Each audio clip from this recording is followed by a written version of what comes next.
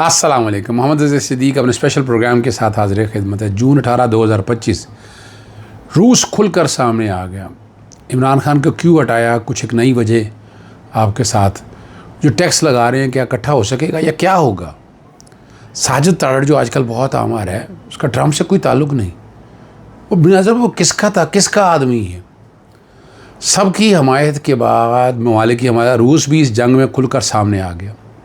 Writers के मुताबिक रूसी नायब वज़ीर ख़ारजा सिरक गई।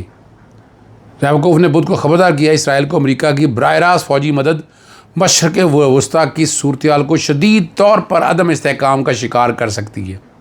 इंटरफैक्स न्यूज़ एजेंसी के मुताबिक रैबकोफ ने कहा है कि रूस अमेरिका को ऐसे किसी मदद फराहम करने या इस बारे गौर से बाज रहने का इंतबाह देता है। उन्होंने मज़ीद कहा कि मास्को इसराइल और ईरान दोनों के साथ राब्ते में है। रूस और अमेरिका की आपस में नहीं बनती और इस जंग में रूस का मुल्क बड़ी अहमियत रखता है। रूस ने हमलों को गैर कानूनी करार दिया और सालसी की पेशकश भी की है। अमेरिका को मादनी तेल से पुरानी दिलचस्पी है। रूस इस फहरिस्त में पहले नंबर पर है जो चीन को तेल सप्लाई करता है।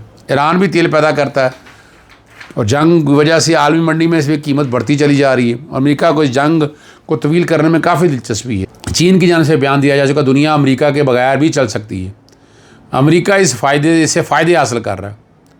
रूस के स्टेट्समैन जो है ना व्लादिमीर ज़ादा ने इस जंग के मुतालिक करीबन 5 साल पहले खबरदार कर दिया था और साथ ही इस पेट्रोल की कीमतों के आलमी इजाफे के बारे में बता दिया था। अब अमेरिका चाहता है कि वो चीन की इकॉनमी को स्लो डाउन करे और रूस से ज़्यादा से ज़्यादा तेल ख़रीदे। और जब एक मुल्क से तेल ख़रीदेगा तो इसकी मईशत पर काफ़ी बोझ पड़ना शुरू हो जाएगा। और दूसरी जानिब जो ईरान सुप्रीम लीडर का कहना है कि दुश्मन मुस्लिम ममालिक के दरमियान फूट डालने की कोशिश में ईरान हथियार नहीं डालेगा। बैन अल-अक़वामी उफ़क़ पे हालात आपके सामने चल रहे हैं और इसके नताइज बहुत से आने हैं। सिर्फ़ एक आध नतीजा नहीं, बहुत से नताइज आपके सामने आने हैं। अगर उन नताइज को आप समझें तो आपको बड़ी आसानी रहेगी। उसके रिज़ल्ट भी सामने आएंगे, उसके रेप्रिकेशन भी सामने आएंगे। यानी और मैं पहले भी बता चुका था, भी मेरा नुक्ता नज़र है और मैं पहले भी कह चुका हूँ, जब भारत और पाकिस्तान की जंग चल रही थी तो उसका तो असल निशाना जो है वो ईरान है। मेरे प्रोग्राम देख लें आप, उसमें मैंने बड़ा वाज़ेह तौर पर कहा था कि असल निशाना है ईरान है। अब मैं जो समझता हूँ इंडिया ने, इसराइल ने और अमेरिका ने पाकिस्तान पे एक जंग करके एक टेस्टर डाला था। पहले ड्रोन हथियार देखे, फिर देखा पाकिस्तान का एयर डिफेंस सिस्टम कैसा है। अगर वो लड़ना चाहते तो वो लड़ सकते थे। यानी पीछे अमेरिका की मदद, इसराइल की मदद, इंडिया आगे आ सकता था।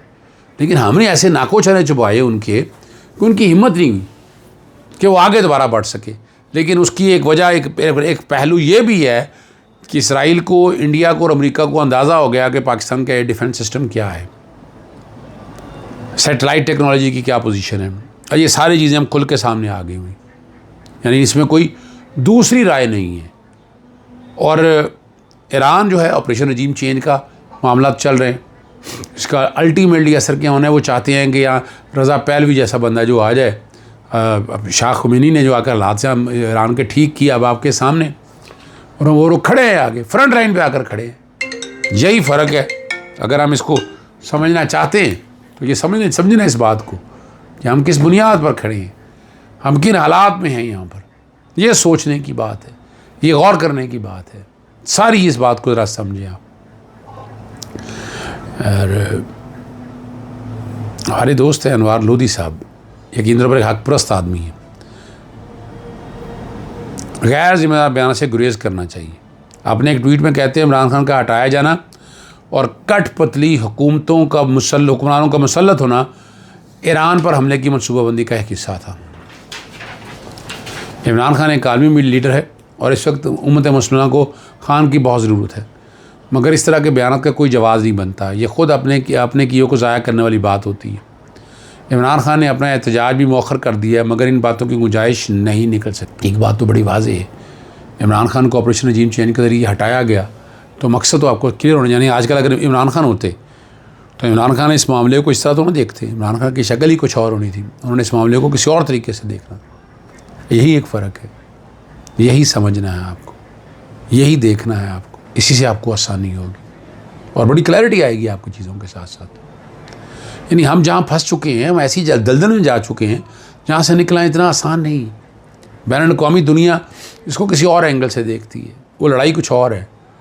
देखिए, तीसरी आलमी जंग तो होनी है, ग़ज़वा हिंद, हज़रत इमाम महदी का ज़हूर होना है, दज्जाल ने आना है, और ये चीज़ें उस तरफ जा रही हैं। इंसान अपनी ताकत बताता जाता है कि मैं पता नहीं बड़ा ताकतवर हूँ, इंसान कोई ताकत नहीं। 1 सेकंड लगता है जब रब जान निकालता है। और टैक्स और कानूनी माहिरीन, मैं भी ये बात करता हूँ कि आइंदा माली साल बजट के टैक्स दायमा संगीन खदशात और आइनी एतराज़ उठा दिए। कराची में टैक्स बार एसोसिएशन की पोस्ट बजट तकरीर का इंतखाब किया गया। तकरीर में डिजिटल मईशत पर टैक्स नफाज को फाइनेंस बिल की सबसे बड़ी पेशरफ्त करार दिया, जिसके तहत गैर मुल्की डिजिटल कंपनियों 5% टैक्स और मुकामी डिजिटल देन पर 2.5% से 2% तक टैक्स लगाया गया। सदर लाहौर चैम्बर ऑफ कॉमर्स मियां अबूज़र अरशाद ने वज़ीर ख़ज़ाना को आईना दिखा दिया। कहते हैं कि वज़ीर ख़ज़ाना से गुजारिश है कि आप देख लेंगे, अगर 1200 अरब रुपए की हम चोरी कर रहे हैं तो 1600 अरब रिश्वत कौन ले रहा है? IT, आर्टिफिशियल इंटेलिजेंस का ज़माना है, क्या बातें कर रहे हैं? 10 करोड़ 53 लाख अकाउंट्स होल्डर को टैक्स नेट में क्यों नहीं लाया जाता? कॉर्पोरेट जॉब से कमाया तो बहुत जा रहा है और उनको फ़ायदा भी होता है, लेकिन इसका मतलब ये तो नहीं है कि सारा बोझ तनख्वाहदारों और गरीब लोगों पर। F11 सेक्टर इस्लामाबाद में वफाकी वज़ीर पर रेलवे के सुनने में ये आ रहा है कि वज़ीर के बेटे का शीशा कैफ़े चल रहा है और कहा जा रहा है कि हुकूमत कोई एक्शन लेगी और बच्चे, यानी शीशा कैफ़े तो चलना नहीं चाहिए। इंडोर शीशा चलाने पर इंतज़ामिया ने मुकदमा दर्ज करने का हुक्म दे रखा है, और क्या मुकदमा दर्ज हुआ है या अंदर ही अंदर मामला निपटा दी जाएगा, ये समझने वाली बात है। एक और लॉलीपॉप। कौमी असम्बली के इजलास से खिताब करते हुए नायब वज़ीर ख़ारजा ने इसहाक़ डार ने, हमने सोलर पर बाहमी मुशावरत के साथ बात की है। हम इस साल सोलर पर 18 की बजाय 10% टैक्स पर इत्तफ़ाक़ किया है। टैक्स ज़रूर लगाना है, अब कितना लगाना है वो एक अलग बात है। उन्होंने कहा हुकूमत ने बाज़ बजट तजावीज़ पर नज़रसानी की, बजट पर इत्तेहादियों से मुशावरत जारी है। डिजिटल सर्विस पर सेल टैक्स सुबह का हक़ है। ये पंजाब हुकूमत का तरीक़ाकार है कि किसी भी चीज़ की कीमत दुगना बढ़ाकर एक गुना कर लेता है ताकि फ़ायदा हासिल हो और आवाम को बेवकूफ़ बनाया जा सके। ये देखना है।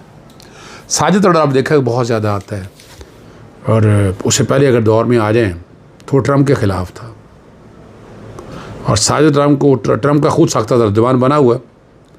वाशिंगटन में जनाब फील्ड मार्शल सईद आसिम मुनीर साहब की जब तकरीर हो रही थी, ये वहाँ मौजूद था, और मसूफ़ का कहना है, ये तारीख़ी बताता हूँ मैं बात, कि मोदी जैसे लीडर सदियों बाद पैदा होते हैं। मोदी एक बाकिरदार और दलेर लीडर है। मोदी ने मुश्किलात के बावजूद खित्ते में अमन के लिए बहुत काम किया। मैं दुआ करता हूँ कि पाकिस्तान में खुदा मोदी जैसा बाकिरदार लीडर पैदा हो। अब ये यहाँ से अंदाज़ा लगा लें, अब क्या कहें, क्या कह सकते हैं। आज डोनाल्ड ट्रम्प की बासियत सदर आजम से मुलाकात होगी। पाकिस्तान की जानिब से पहली मुलाकात नहीं बताई जा रही, जो कि कैमरों और साफ़ियों के बगैर हुई है। इससे पहले सदर रेगन किसी आलग से मुलाकात हुई, जब पाकिस्तान एटमी सलाहियत का हासिल कर रहा था उसकी मुलाकात हुई थी। तब प्रेशर के बावजूद इस प्रोजेक्ट को जारी रखा गया और ये हासिल करना बड़ा ज़रूरी था। इसके अलावा मुशर्रफ की बुश से भी मुलाकातें बताई जाती हैं। एक मुलाकात का मकसद या वक्त है, ये पता चलेगा। इन सब में एक बात मुश्तरक है, वो ये है कि तीनों डिक्टेटर ही थे, जब से 2 डिक्टेटर थे जब से ये मुलाकात हो रही।